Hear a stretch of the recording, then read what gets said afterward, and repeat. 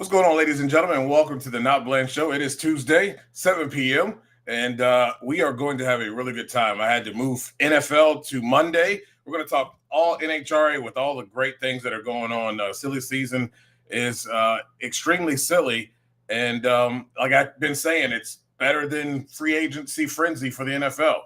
It's been wild, and it just continues to get wilder. We're going to have on Competition Plus social media handler and head of social media, Nicole Clark, and we're going to talk all about it. Of course, you know this show is sponsored by Drag Race Bracket Bonanza.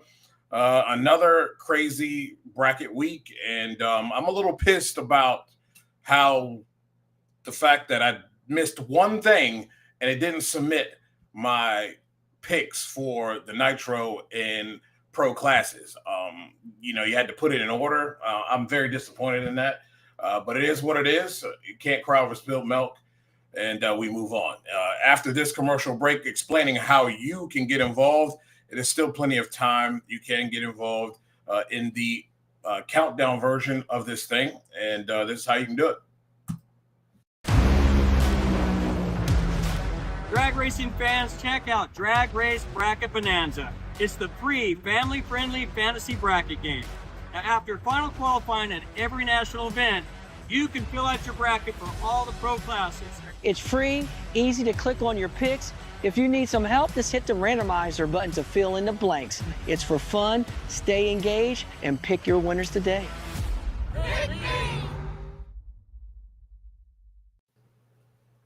Nicole, how's it going? Good. I was gonna say, I gotta find out where I'm standing in the bracket bonanza. I know funny card is the one that's always killing me, but like this weekend, I was at a watch party and I was so confident of my top field picks, and I was very sad that my first round did not go 100%. So yeah, let's see here. Let's look at the overall countdown points. You are in the lead with 147.029. Dave W is right there in second at 136.629. Nitro Performance Guy, he is right there in third, 125.91. Shane Jansen, 123.5 in fourth. And Mac 1320 rounds the top five, 105.058. Memphis Lonnie just outside of the top five and number 6. Overall standings, you are number 2 in the overall standings at 973.361. Dave leads us all at 1,041.051. I'm in fourth in that one. Memphis Lonnie is actually in third in the overall 2025 season standing. So that's good. And rounding out the top 5, my camera guy, Fred Warner, number 5 there at 667 points and 0.75. So pretty close, pretty cool. You kind of stepped it up here towards the end coming into the countdown. So you've been on quite of a run here.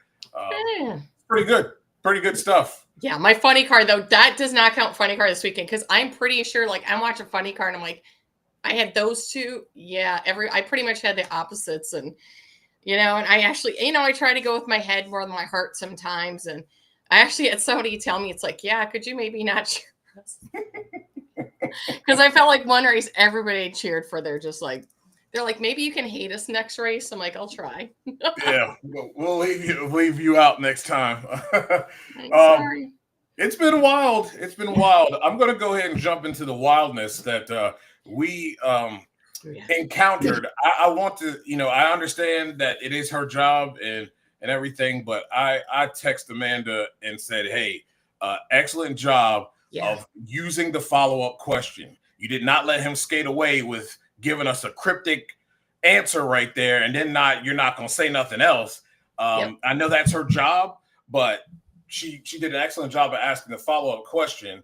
So here we are. Antron Brown sings like a canary, which I believe that's what he wanted to do anyway, and talks about unapproved parts that are on a vehicle that no one really had heard about, but no one really knew anything about and don't really have any kind of clarification on what that is. You guys, I'm sure if you haven't already, you should have. Bobby did an excellent job of really breaking this whole thing down. I know some people are, say whatever about the title. The title is great because it is. It's kind of been like a tsunami in the sense that it started out as like a little earthquake, and now with all this information and all the teams that he has spoken to and we have had conversations with are not okay with what happened with the DQ'd run, no really information.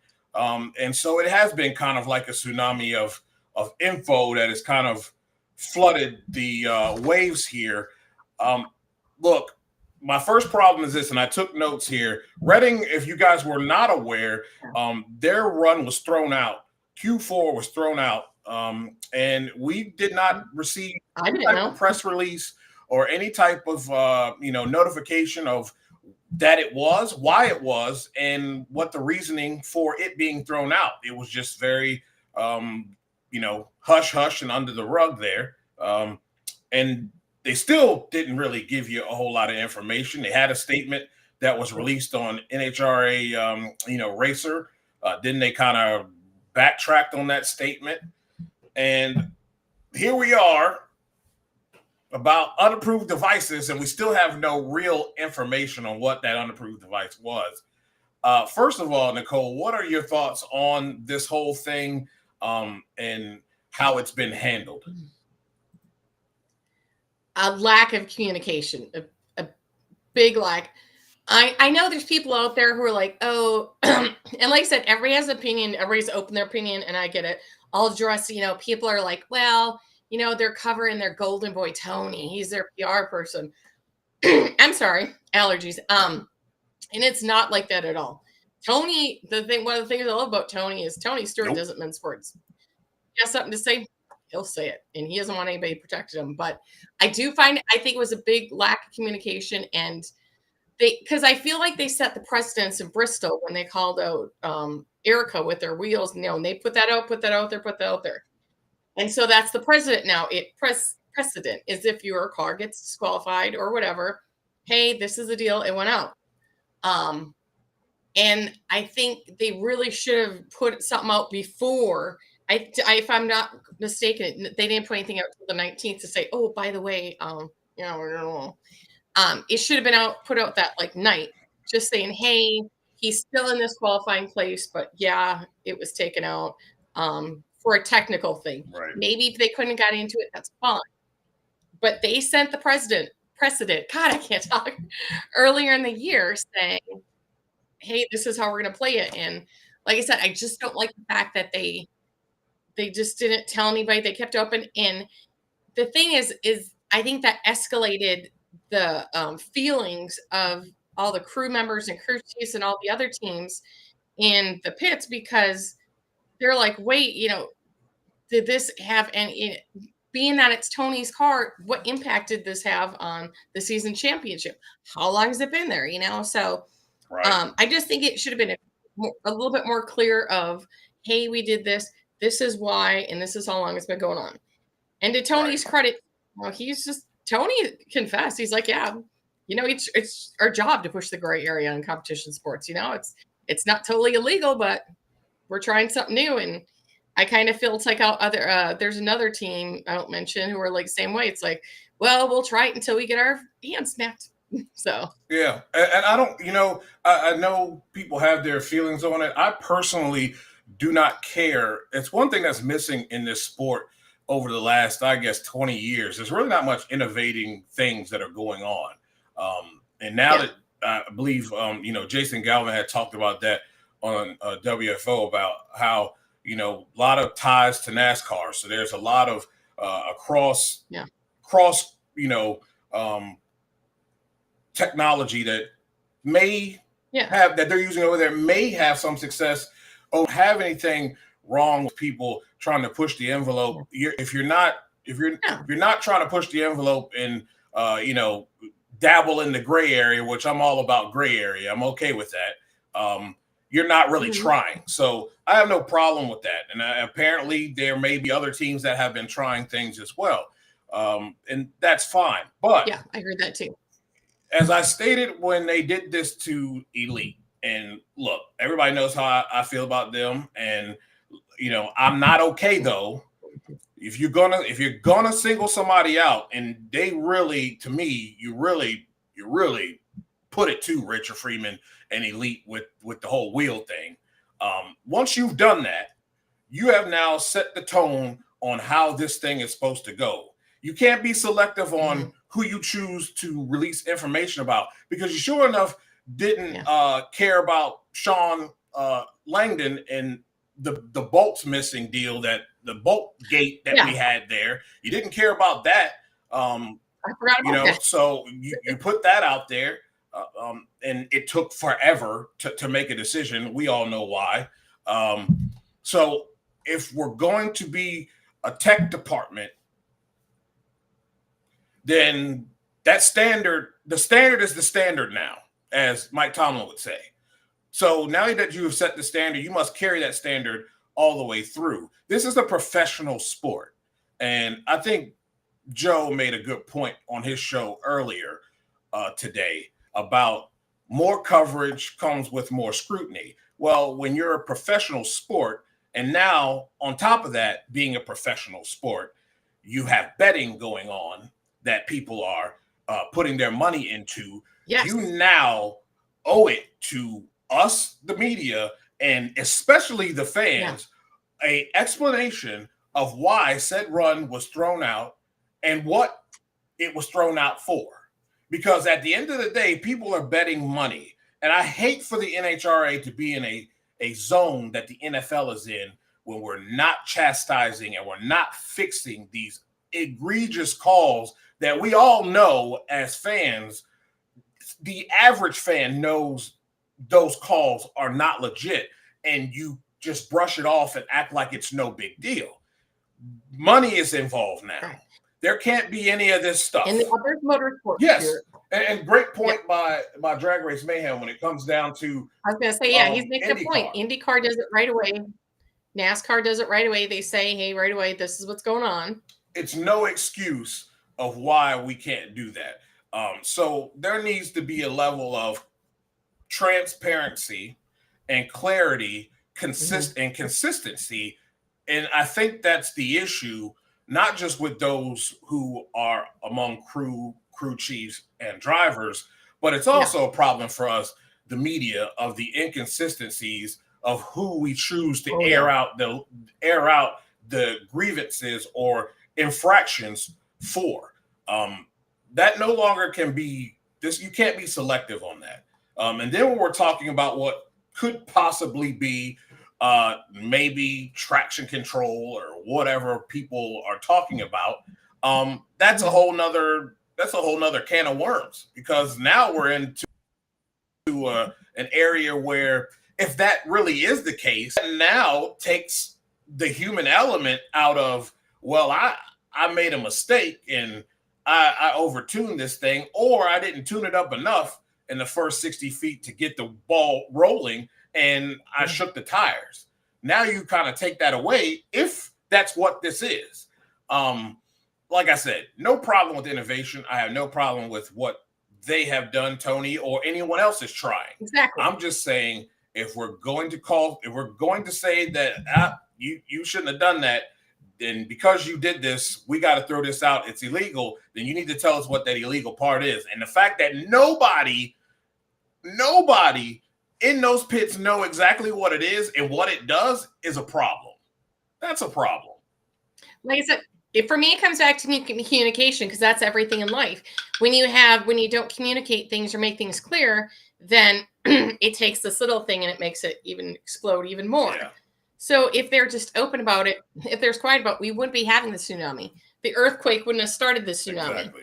So if you just get the communication, you get it out there to say, hey, and I didn't investigate it, but if that run was disqualified, would that have cost Tony any points? Apparently it didn't. It didn't. There were no points. There were no fines for whatever those reasons are. It did not cost him any points or no deductions were made during that. So. And it didn't affect where he was on the qualifying order. I mean, they pretty much had a pretty solid run. They had a pretty solid run earlier in qualifying, so they really didn't need that run. Wasn't a deciding factor of moving him up and down the ladder.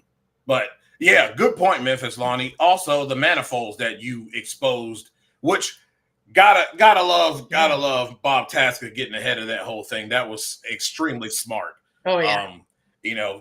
Didn't work out in his favor, but I got to give him a lot of credit for jumping out in front of it, because really the NHRA should have got it out in front of it before you did. But hey, man, kudos to you for being smart. That's what it's all about there. I don't know. See, this is my thing too, man. Like, if we're going to call it a tech department, then there has to be some type of standard here, because sometimes it just seems like it's arbitrary. And I've talked to some crew members and crew chiefs that say there's really no rhyme or reason of what they're going to check. They're not going to say, okay, well, today we're looking at this. It could be anything. It's not one thing that they're harping on one day. It could be anything. And I think there should be a standard checklist, and maybe there is, and I don't know that. But, if we're going to do these things and we're going to find things that are not right, then you need to be forthcoming on why this was not right and why they were either deducted points, run was thrown out, whatever the case may be, when the win was vacated, for whatever those reasons are. So, and here's the point too. Do you need more tech people? Is it a thing where you don't have enough people to keep an eye on this stuff? Yes. Just to, like you said, taking cues from other motorsports. NASCAR, I did not know this till I went to my first race a couple years ago. Once the cars are qualified, they're tacked and you can't touch them. They're put in the garages. You can't touch them. The next morning they're on the grid. You still can't touch them. Like my friend, lots of people know AJ, he's like, don't touch the car. You can't touch the car. Fans are like, you can't touch the car because it's been taxed. Yeah. Is it a thing where they just need more help with this tech thing? Is it like IndyCar where you have like people at every pit? I mean, do they need to be popping into surprise inspections in the pit?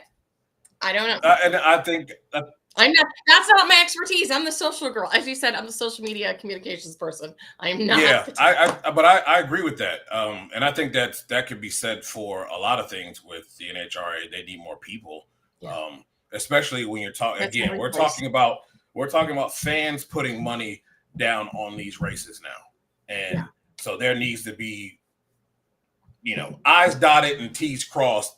We don't want to have this thing of NHRA being in cahoots of something like the NFL has this stigma hanging over them as if they're rigging games. So Michaela makes a good point too. If you want to bring hers up, if they found it in Q4, would that, what about all their other runs? Because apparently, how do they know it wasn't on the other runs? And should they have been disqualified? Yeah, that is a good point too. That's my next question. Is how long were they doing this? And I think somebody else said that too. How long were they doing that before they found it? Because I mean, they're not like, I don't think there's a real standard checklist of this is what we're checking this every time. And I think if you don't have the amount of people, it's real hard to have a stringent tech list of what we're checking. Because, I mean, as fast as these cars go down the track, you're holding people up. It's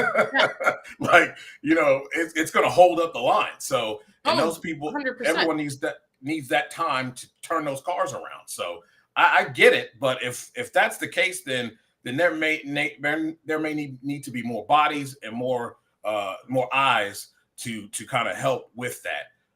And then, if this is something that can be a innovative product, then let's bring it to the forefront. Let everybody know about it, and let's see if we can implement it. Because like I said, at the end of the day, there is not too much more innovation going on with this sport. And I think a little bit more, somebody like a Tony Stewart or whoever else that tried different things, that's cool, because that's pushing the sport forward. That's my whole thing. That's my point. That's what I'm saying, and that's what I'm sticking to. So, very interesting times in Top Fuel, I'm really, really. I think it's really good for the sport that we're having this conversation. Should And have all I discussions. ask is just, let's be a little bit more transparent here, NHRA, with what's going on, especially for us, the media, because then this creates speculation, and people complain about speculation. But hey, man, if you're not telling us, then we're gonna talk about it. So if you give us the stuff, you don't have to worry about being speculatory. So and other people getting inside information on things because they work there and other media outlets. I'll mention that another time. Yes, we are going to go ahead and we're going to take a break. And when we come back, we're going to talk a little bit about social media and how all that works and intertwines with helping this sport. And we're going to go to a break. And this will be a break about our affiliate that we are happy to be a part of, VTRN Sports, powered by ESPN.com. You can find them on their app. They are out of Lynchburg, Virginia, and this commercial break will tell you all about it. VTRN Sports, powered by ESPN Radio. Wake up with your local sports talk, the morning warm-up with Trey Lau, every weekday from 7 to 8 a.m. And wrap up your day with the Fast Lane with Ed Lane, weekday afternoons 5 to 6. Catch the best play-by-play college football Saturdays to NFL Sundays, plus big names and shows from ESPN Radio every day. Listen anytime on the VTRN Sports app. Stream on your smart speaker by saying, "Open VTRN Sports," or tune in on the radio, 93.3 FM and 1320 AM in Lynchburg. And don't forget, you can watch the morning warm-up and the Fast Lane live on YouTube at VTRN Sports Lynchburg. VTRN Sports, where local meets national.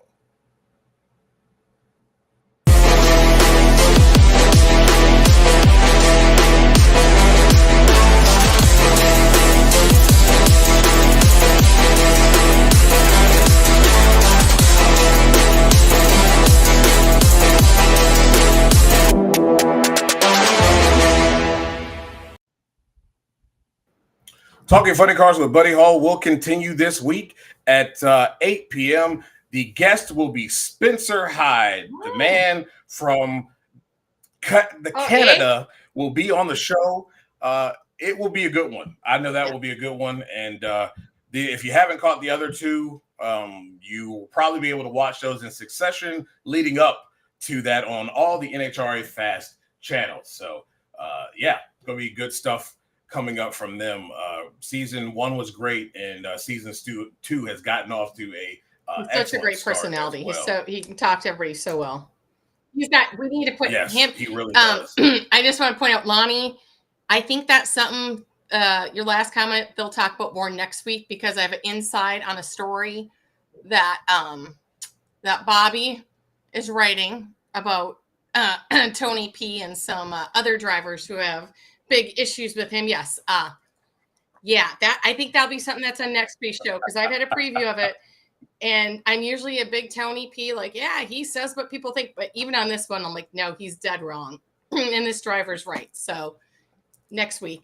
But that also brings up the point too, where Buddy, whenever he's done driving funny cars, put him in the booth. Yeah, I think he works well in the booth. He knows a lot, but his personality is just great for it. So and Ty, talked about that a little bit on you can catch that on Hot Takes. The show I did yesterday was NFL, just because we had so much NHRA news. I needed to kind of dedicate this show to that. But yeah, man, they put a work in on the Atlanta Falcons for sure. So here we are again, and this is a spot where I think the NHRA and those who work within it could really do more. I saw you post a picture of and Fox too, because the CW put their brand on this car. Yes. If you guys didn't see that, check it out on her ex artist, formerly known as Twitter. You I mean, great ideas there. And I think when we start yeah. seeing other people do this type of cross promotion, we're seeing that we're just missing out on so many opportunities for this sport to be able to grow a little bit. Well, in CW, this is the second time they've done it.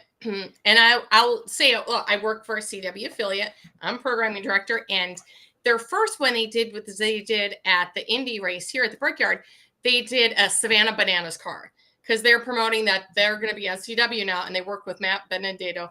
I can never say Matt's last name, but I just call him Matty.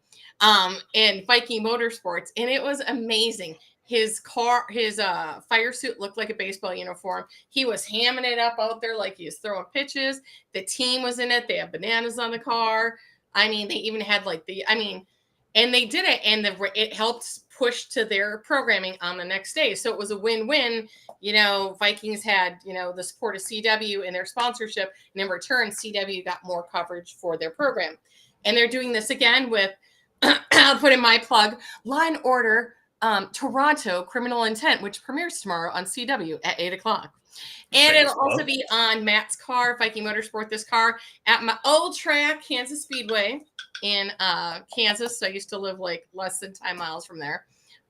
So it's a great idea of cross promotion. Everybody win. How cool would it be if Fox promoted The Masked Singer on one of the dragsters or the funny cars? How fun would that be? If they promoted one of their shows, or even have one of their sports, like NFL team or something like that, cross promoted. There's going to have who is it?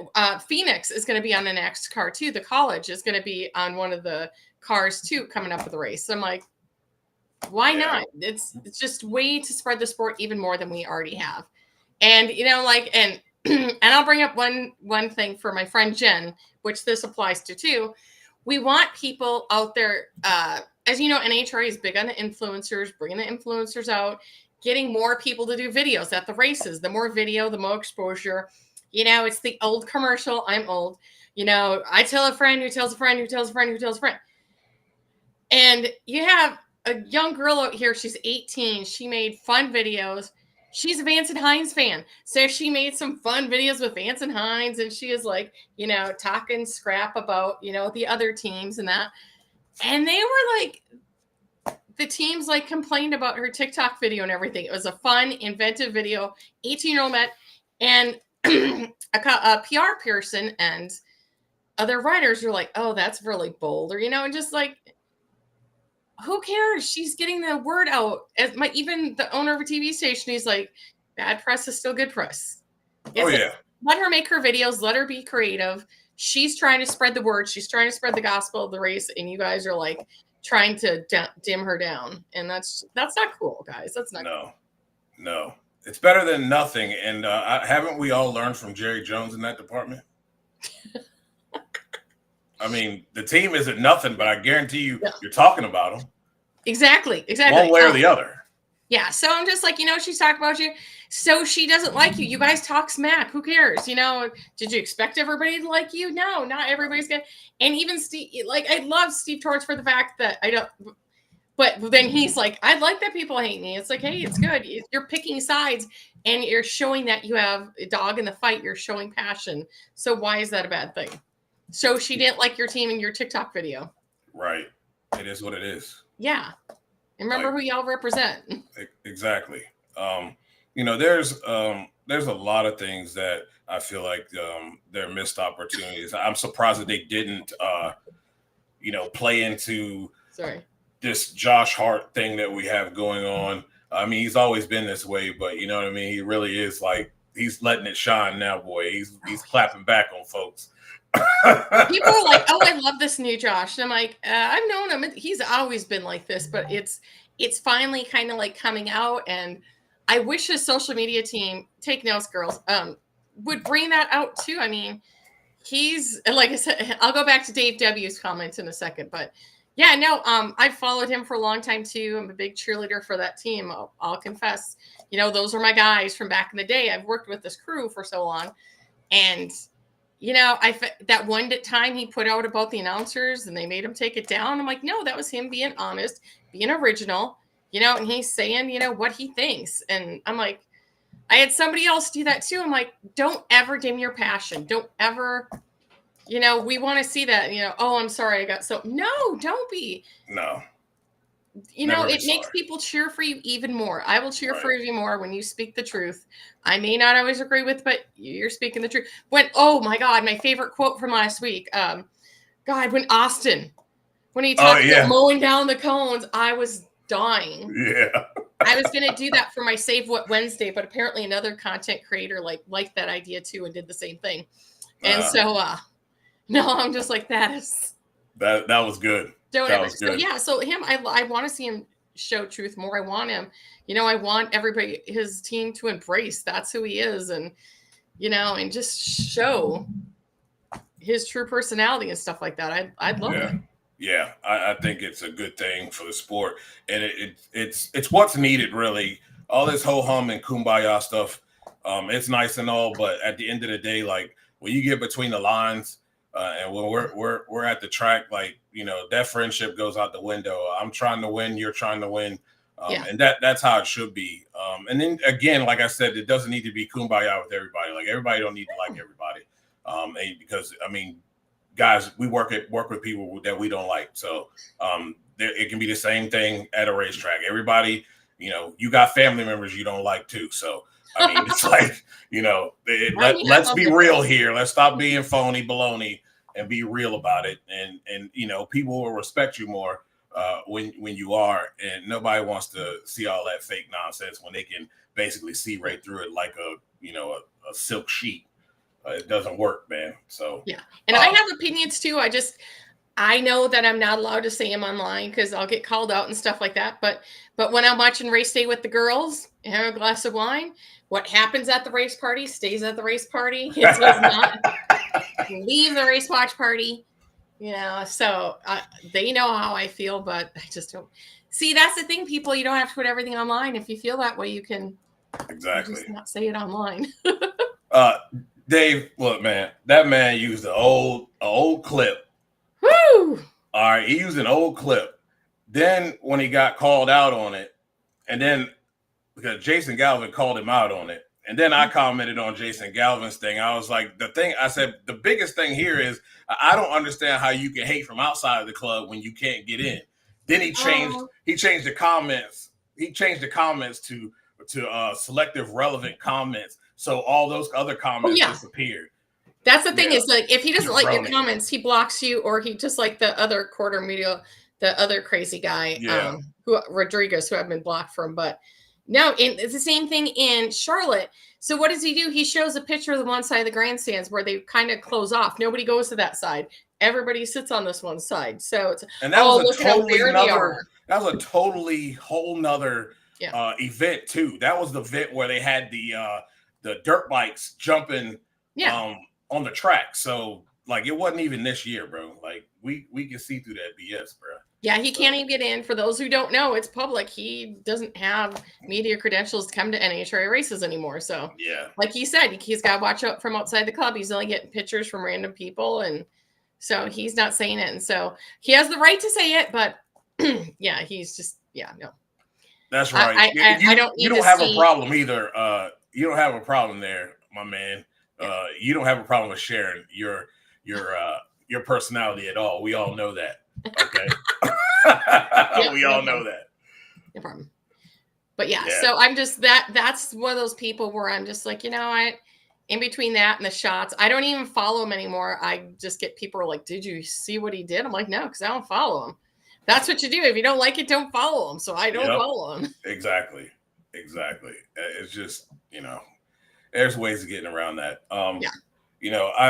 I also have liked what the NHRA has been doing as far as the things that they have been rolling out. They have been participating more in their NHRA in their own content, not allowing Fox to do all the work, Fox and Fox PR to do all the work for them. They have done some really good stuff here as of late, rolling out different things. So, there has been the improvement is happening. It is slow, but I only think that you can have a great improvement either there's one of two ways.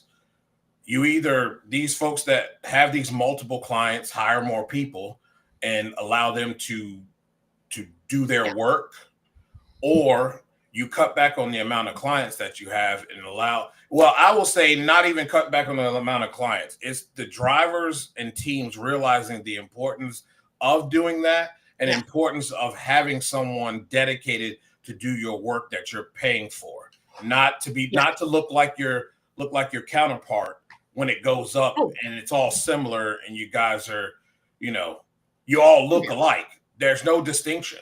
I mean, I think they do a great job at TSR with that. The whole outfits thing. Oh my God, the race day fits, dude. The last one, he looked like somebody off of what's the Jersey Shore? Yes. Yeah. My favorite's been his Peaky Blinders look. That's been my favorite so far. That Peaky Blinders with the hat, Matt. That was the good one. I call him Thirst Trap Matt, though. Yeah. And can I tell you? Oh my God, the awkward poses thing with the cards. Yeah. I don't know how they're going to beat that because I'm assuming that was Chloe and Ashley who did that, but I don't think they're going to be able to beat that because I laughed so hard at that one. Yeah. And like I said, and kudos to NHRA too. Their rollout video, the schedule, that is the first time they've ever done something better than IndyCar when it comes to social media. Because social media, IndyCar, I always praise them. They always do cool stuff. They didn't release their schedule or do anything big, and they didn't release it to the teams, so the teams could do fun stuff too. Do it. But the way they did it, I told them when I saw my Indy, I'm like, yeah, good job. Yeah, that was NFL, because the NFL teams are doing stuff like that. They even do some pretty cool stuff when they beat people. The memes that they create are short videos are really cool. And I thought that was right along the lines of what the NFL has been doing with the schedule rollout. They made it a big deal, and I thought that was real classic on how they went out and carried that out. That was very good work. I thought it was a great rollout for absolutely, I think, one of the best schedules that we've ever seen. And nothing will ever beat the Nashville one, though. I'm sure you saw the Nashville one where they had all the drunk people on Broadway trying to guess what the teams were by the logos. Yeah. If you haven't thought, that's why that was so big that it influenced the Indianapolis Colts because they kept showing the Colts and everybody's like, oh, the Cowboys, that's the Dallas Cowboys. And so they actually put on all their social media, not the Cowboys.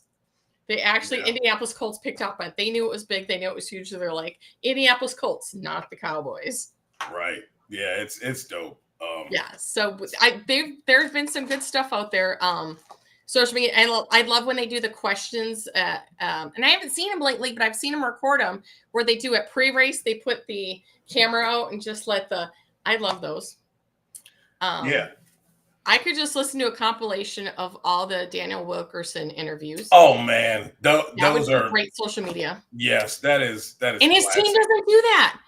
Okay, I'm sorry. That's another one. It's like that's kind of stuff I want to see. Where I want to see what makes your team unique. Something I grabbed in Indy I thought was so much fun. So Randy Glady, the owner of Skag, he takes those people you see, he brings up the line. Well, they go to the cars first in the staging lanes. And so they get to talk to Daniel. Daniel's strapped in his car. And they're like, and they're like, yeah, so you're the jackal. What sound does the jackal make, Daniel? Oh, and then all the Skag people do it. And I'm like, why are they not catching this? This is great stuff. That's the kind of stuff people want to see. And I love that. And he's making these jackal sounds. And I guess Randy was saying for the bluebird, they do caw, caw. Yeah, they did do that. Yeah. So you want to see stuff like that? Come on. Pretty cool. And Ty, that place is huge. ZMAX is huge. It is a big, both sides are really big. So it's really easy to make it look small, especially when we're a sport that a lot of people like to hang out in the pits or they're standing along the fence line and not really in the seats. So that's deceiving. This sport's a little bit different when it comes down to attendance and how it's gauged, because there's so much going on between rounds and things like that really kind of make things different. So I think most people know that and understand that, but it's kind of becoming a little tiresome to kind of harp on something that, you know what I mean? It's like, do you have a solution? Yeah. If you don't have a solution, maybe you should shut up. Yeah. Well, Chicago, they overbuilt Chicago. Chicago is way too Oh, big. that is huge. I don't know how they ever thought they would fill up with that many people. Yeah. Because I'm like, so that Chicago always looks deceiving too. It's like, it's probably full. You have all these people, but they're like, oh, look at how. No, it's just deceiving by the way it's built. And then same thing with Pomona, but that's what kills me is Pomona actually isn't that well attended. And they closed one whole side of the grandstands and it's still. Yep. I'm one of those people. I'm against 2 Pomona races. I think 1 would do. No internationals needed. I'll take it. I'll take it because I get it slightly, but I am one of those is that that needs to be one race as well. Well, people go on tradition. It's like tradition's one thing until it starts costing you how much money. Exactly. Are they making any money back on their investment in that race? Right. Everything comes down to money. Yep, it sure does. It sure does. Social media comes down to money. Are you getting your money's worth? Are you getting what you're supposed to? Are they showing you return investments? Are they growing your audience? You know, I keep track of all that stuff. I've got up here, I got all my numbers for Competition Plus. Every month, I'm like, okay, our numbers going up, up, up. I'm looking at my insights, you know, what post did better than other posts? I should do more posts like this. Right. That's what you got to look at with your social media. It's just not like guessing and running. And it's not just doing your whole, okay, I got the run, post it. Right. They all look the same. I go on my X feed and it's just like run. Yep. Oh, sorry. And I think that's, again, me and Lee talk about it all the time on the Power. There's no reason why Lee Craft, who's not a professional driver, should have more followers than you, than a professional driver. No reason why that should happen. Okay, and yes, Smack 1320, they should hire you. You do a good job. That's another thing. Dude, now you just I totally forgot what I was going to say. That does bring up something I did see on social media that to get a lot of commenting and guessings. And I just want to explain to people too. Sadie Woodruff, she got, this one guy's like, who's this girl? She's got a camera. Why is she on the side of the, wall? People, and they're like, she's just shooting with the phone camera. We're allowed to do that now. NHRA changed the rules to switch things up, and they let social media teams shoot on the other side of the wall now. And when you're shooting video that you're turning around for social media, you use your phone. It's going to get you the best results, quickest turnaround. Yeah, your DSLR is going to get you beautiful stuff, but that's the stuff you're going to take back, spend time editing. And so if they have cameras, they're using their phones, and that's okay. They have permission to be there. They have their vests on. It's okay with NHRA. And so, and somebody else made a comment that they still use photographers, but this is for this. Yeah. Now, do I agree they need to still just can't do the same angle on every run and, mix things up? Yes, but that's a whole nother discussion. But just so people know, social media people do have permission. They do have vests. They can be on the other side of the wall now at NHRA events. So I just wanted to address that because I just felt like she was just getting a little attacked, like, oh, that little girl's just using a camera. It's like, no. And she's a smart girl. And her dad is Woody. She knows what she's doing. Right. So just let her do her thing. Yeah, I'm okay with that. I would like for us media people to have the same privileges, but that's a whole nother conversation. Oh, that's a whole nother. Yeah. When somebody else can get content because they're working there and you can't, you can't shoot there, but they're there anyway. So yeah, that's another discussion. Dave, I saw the one where she did the Britney Spears. That was good. That was good. Yes. That was good. If you guys haven't watched this, please, I assume you have the Britney Force. Yes. Yeah. That was really good. Britney bitch. I love all those guys, and I can't believe she got all the guys to do that. I know, right? And Nacho in his hat. But yeah, thanks for bringing that up. That Britney bitch one. That's the kind of fun stuff I'd love to see. They do a lot of it over there. And shout out to my man Darren Williams Jr. for all the work that he does over there. I'm super proud of that guy. They're another winner with social media because what do? They have how many people doing it so that they can get all the angles, they can get different ideas. And the thing about having somebody embedding your social media is you're going to catch the very cool moments with fans in the pit. You're going to catch the cool moments in staging lanes with family. you're not getting it if you're like too busy just trying to get every car and you're just smacking out, get my shot, post. You're missing everything. You're missing the whole point of social media in creating organic content and getting things people want to watch. Right. I swear to God, I'm stepping off my soapbox.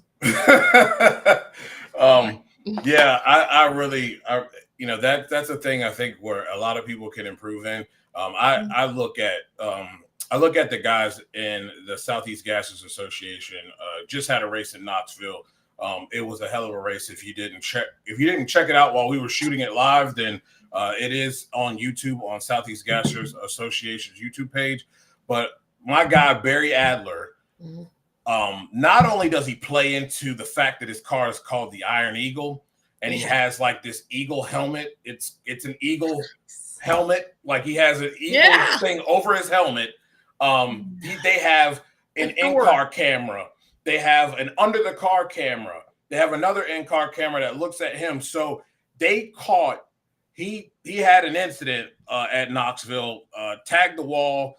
Got out of shape. Tagged the wall. They caught all of it. Now, he was livid because his car is supposed to go to SEMA. But since they've got all this video and all these different angles, they're taking the car to SEMA as is. You can see the run on my Facebook page, but they're taking the car as is. They're going to have a little TV thing to play the run over and over again from all the different angles that they caught from in the car. Yes. That's where I think that's the next level of things for not only for Nitro guys, but Pro Stock. Let's catch some of these things. He means GoPro set up everywhere. And they do an excellent job of filming and catching different angles and moments with that car. I mean, the under the car camera showed that car lift up 3 times. It popped the wheels 3 times. They've got a good picture of it too from the far end where the car basically lifted up off the ground. It was on one rear tire as he was coming through the lights. It got loose. He slid down, tagged the wall. You see where it bangs it up a little bit. You see him getting out of the car. They even married it to David Lancaster's call on the PA from the tower. And then they stuck the Ricky Bobby thing where he goes out of the car and starts running. They stuck that at the end of it with David Lancaster's call over it. It was classic. It's on my Facebook page. It was classic. It was well done. And I think that's the next level of things, getting some really good in-car stuff of these guys. Well, they did that in 16. I do believe it was 16. NHRA was putting on select cars. They were putting in the 360 camera. Yes. It was 15 or 16. No, it was 16. And I just remember like they put it on there. So like you could take your phone and you could see all the way around your car on your phone. You can sit and watch their run. So like, it was funny because I could turn around and see myself shooting behind them. Yeah, that's funny. Yeah, but you could see the car from all angle going down the track. You could see the competitor and everything, and they give that to like certain drivers, and we had a blast with that. I love it. Yeah, the helmet cam is so cool when you can see, what the driver's seeing, especially, oh my God, with this blow up this weekend. I mean, that helmet cam was amazing. Yeah, it is. It really is. So looking ahead, we are coming into the Northwest Nationals this upcoming weekend. This is the third straight Midwest Nationals. Like, I ain't going to Seattle. I'm going to they will be coming. This is the third straight race of the countdown before a small break. Temperatures on Friday will be 80, 54 that night. They will be having a 6 p.m. and 8 p.m. nitro session. Saturday, 83 and 57. Sunday, 86 and 57 for the low. You have 16 funny cars, 16 top fuelers. So everybody who enters, everybody's getting in. You get a spot. You get a spot. Pro Stock is 21 and Pro Stock Motorcycle is 15. So somebody's getting a buy. We still got time. We still have a couple more to get. True. A couple days to get another. Somebody's got to have a rental bike. Somebody's got to have a bike. Yeah. I mean, we Alex got to have a bike. Alex Laughlin, make it happen. Get it now. Yeah, I mean, this guy, what can he not do? I was there for his alcohol licensing. And I remember because I'm like, this dude's gonna get his alcohol, and he was just a natural, just picked it up. So yeah, that dude can drive anything he wants. So we look at these points here. Justin Ashley, it's a little sad because he did all that work, and I think he only gained like 20 points on Doug Coletta. All that work to gain 20 points. That car needs to be like saged. Yeah. There's a couple cars out there that need a good saging, an exorcism. Just come on, guys. These last few races. What is it from Waterboy? You know, it's like you got to give it all you got. Yeah. You know. That's what I feel like. It's like, come on, it's the final. You gotta. It's going to be interesting as we get down to this thing. What I'm expecting, what I need from Justin Ashley is basically right now what they have is a car that the offensive coordinator is calling plays. They're not spectacular, but he is making average plays look spectacular as quarterback. His reaction times are winning them races. Maybe that's what is needed. They don't really have a home run type of tune-up. They're not going to be the ones that you see running in the 60s or anything like that, but they are steady at get it point A to point B, and you can put it on your driver, you can put it on your quarterback when he's that good. I mean, you could probably liken Ashley to Tom Brady. He's just that good.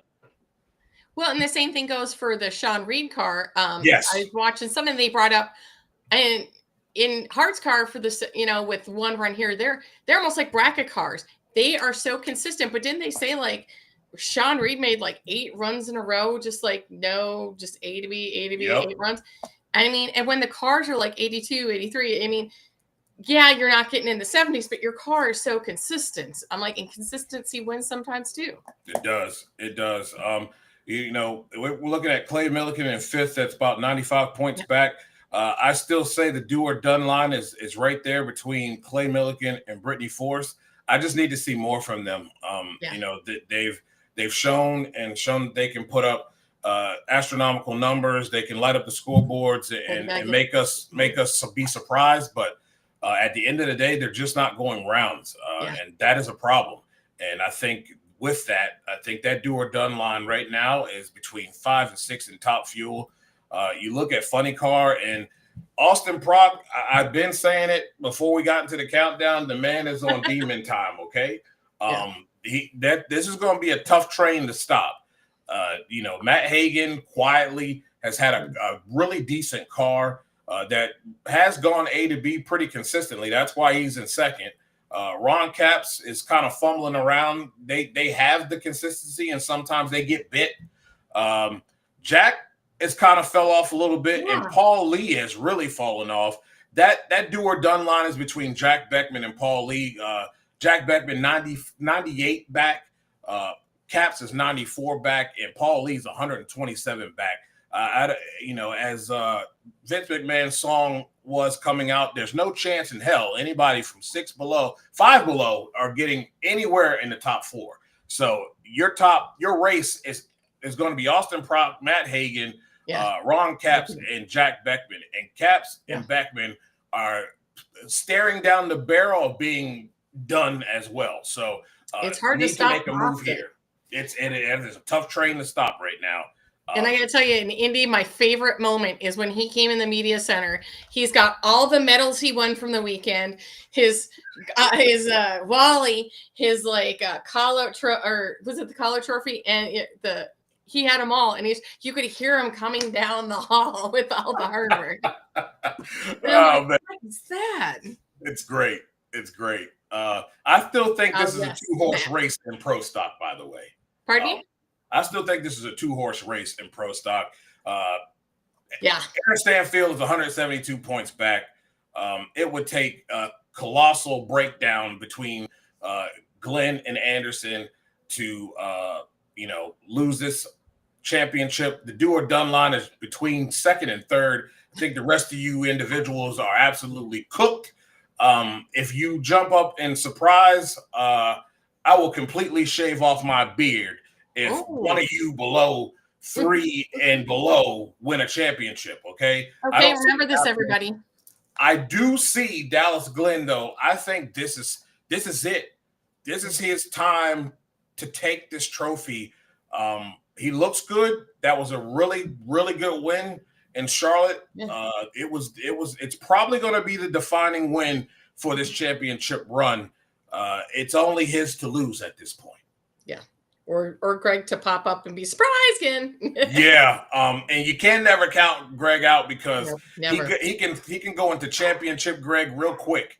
And he has shown that throughout the season. Yes. That's why they are where they are. My motorcycle though. My man Richard Gatson. I called it. I think this man has the chance to win a title and upseed Gage Herrera. Gage Herrera is in 4th, ladies and gentlemen. What? Isn't that wild? He's in 4th. What? 71 points out of 1st place. Matt Smith, Mr. Inconsistent, is 2, only 8 points back. And John Hall, 66 points back in 3rd. That do or done line is between Gage and Angie Smith. Everybody, Angie and below, you are cooked. No chance in hell. You're playing for position right now. It is top 4. I really think Richard's got a really good shot to win this championship. I need Matt to show me the rest of this countdown that he's capable, because there's too many times where he's expected and he has the best bike on the property and he finds a way to flub it up. Oh, look, it's, I mean, they had Richard surrounded. I tell you what, I'm sorry, but I love Richard every week. He does something cooler and cooler where I like him more and more every week. I mean, even after they won the mission in Indy, he comes through and he's taking selfies with pictures, with people against the fence. He brings the Big Brothers, Big Sisters out to all the races. I mean, yeah. And I'm glad that they've been able to get that off the ground. And he does this. Yeah, I'm glad they've been able to get that off the ground. Yeah. He's been wanting to do that for a long time. Elon was able to kind of help him get that whole thing started. And, I'm really happy for him that he's able to give back in that way to the same program that has helped him when he was young. So, they've got all the tools. It seems like Eddie is getting in a groove with tuning this bike. And like I said, after he got the first win, it was very clear that breakthrough, he could take a sigh of relief now. And now you're just seeing him go out and just execute. You're not thinking about, man, here it is. I got another opportunity to win this thing. I can't mess this up. Because the more you say you don't think about it, but it's there. And you can see it. You could see it as he got to that point. And once he's broken through the ceiling, he's just been going out there and just executing. I think it's a really good shot for him to be able to take control and win a championship for the first time. That would be awesome. But you never can count out Gage. And like I said, John Hall's had a pretty good bike. But like I've also said, both MSR bikes have had their moments of what the heck was that? They have been Rex Grossman-like on the racetrack, doing great things and all of a sudden big turnovers. So can they consistently go rounds without having these big mistakes that cost them points and rounds? That's the key for those two guys, MSR bikes. Good bikes, just got to be more consistent. Yep. Well, what did you just screen record? Mayhem, what'd you just record? What did you just screen record? Oh, yeah, you talking about the I'll shave my beard? Oh, yeah, thank you. No problem. Make sure you put that up because I mean that. You're braver than I am. My hair ain't going anywhere. I'm going to. I will do that. I don't see that happening though, man. I don't see that happening at all. And Dave brought up a good point too, that not only do we have all these full cars over at NHRA in St. Louis, on the other side of the state over in Ohio, NHRA is filled up too. Yes. With NHRA, I mean, they're gonna. they're filled up for NHRA race too. You got all the teams that are there, and there are good names over here. Gary Pritchard's going to be driving over there. We got Lex driving over there. Yeah. So I'm yeah, we've really got excited. so much racing going on this weekend. A lot, and that's good. That's great. Larry Nance, the 3-time NBA All-Star, will be racing this weekend in the NHRA. Really? Yes. Oh, that's cool. Yes, that is cool. Really excited about that. I got that piece of information today by a certain someone. Yeah, I'm looking forward to it. It's going to be great. I'm definitely going to be watching both of those. I really enjoy watching what I'm seeing from the NHRA, and I really can't wait for next season when they have their first championship, championship season. And I think it's going to be. I think a lot of surprises are going to be uprooted here once we close out the NHRA season and we start looking towards 2026. We're going to see some interesting names pop up over there in NHRA. And I don't blame them. You look at the amount of money that's being paid out and how that can build a small program. Those wins and those rounds have done wonders for Lex June. And, even with Will Smith and in Luigi's car. Yeah, it does that little bit of that. That's not a little bit of money to them. That helps their program. That helps build their program. And I think it's going to be really good because that gives these guys another place to race and be able to get laps. So when they do come to an NHRA event, you already can't count those people out. Yeah. And the nice thing about NHRA too is the overhead cost is that most of the teams are based here in Indy or in the Midwest. And like I can go to all of them because they're like 4 or 5 hours away. So the teams don't have a lot of travel. They can go the same day and not have to go 2 or 3 days ahead of time. It's in smaller towns. The hotels aren't as expensive. And so, I mean, granted, they're supposed to be 2 days, but we've had rain. They've gone on 3 days, but still it's just more economically sound for some of the teams. Yeah, looks like it is going to be an 8th mile race, ladies and gentlemen. That's an 8th mile race from top to bottom. That's nitro classes as well. So very cool. And first fully contested 8th mile, but not the last time NHRA ran 8th mile. So thank you from our statistician from NHRA statistician. Yes, you're a statistician, my statistician, owner, founder of Drag Race Reference, my guy Dave W. So yeah, man, I'm looking forward to it. It's gonna be a great weekend. I'm looking forward to. You'll be out at St. Louis? Yes, I'm leaving Friday after work, taking my friends. So I'm gonna rush her. Thank goodness for Central Time, so I have the extra hour. But yeah, I should be there by Q1 Friday. So Competition Plus social media this weekend is going to be all over. And I have to give a shout out to the guys who did social media last weekend in Charlotte. I had CJ and I also had Josh, and both of them are pretty young guys. One's a freshman and one's in high school, a senior in high school, and they just killed it. I just gave them directions, said, hey, here's some good stuff. And they just did the Instagram all weekend. So yeah, we work as a team here. We try to, but it's going to be me this weekend. Yeah, we definitely do. It's going to be good stuff coming out of there. So stay locked to Competition Plus, all the social media channels. And we're going to have a great show over there this afternoon. We'll be having Kelly Klontz on. Oh, I never see her without a smile. She's so awesome. Yeah, that's it. She will be talking about her new sponsor, and we will be having on Bobby. And I'm going to bring up some stuff about how us as the media are treated by NHRA. Because this man has been a pioneer. Yes. And I feel like he should have been the ones breaking this story, not some person because they work for AP, but they don't do anything else for us. Preach. So I will be getting into all of that tonight. And no, as you guys know, I will not be holding back. And you Gloves shouldn't. are always off. You shouldn't. Thank Well, you. ladies and gentlemen, thank you so much for tuning in to the Not Bland Show. It's always a pleasure. Those of you who watch later, thank you as well. You can find this podcast also in the audio version on all podcasting platforms. You can also find it on VTRN Sports, powered by ESPN.com on their website.